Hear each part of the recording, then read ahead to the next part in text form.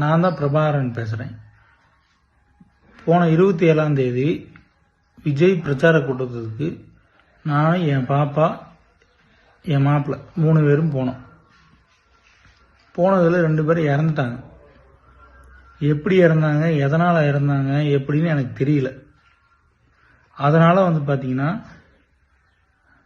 நான் சிபிஐ விசாரணை வேணும்னு சொல்லிட்டு நானாகவே பார்த்தீங்கன்னா தான் கேஸ் கொடுத்தேன்.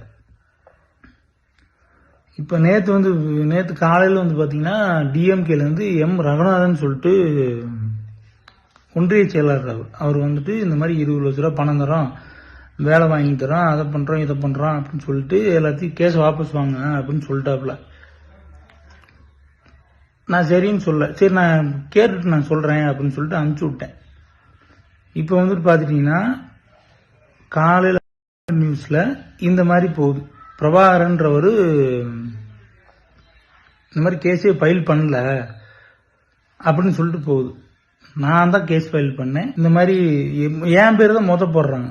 பிரபாகர் எல்லா கேஸ் கொடுத்ததே தெரியாத மாதிரி போடுறாங்க. அதனால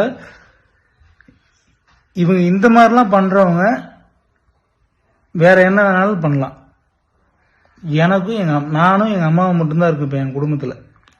எனக்கும் எங்க அம்மாவுக்கும் உயிருக்கு உத்தரவாதம் வேணும். இவங்க இதெல்லாம் பண்றவங்க என்ன வேணா பண்ணுவாங்க.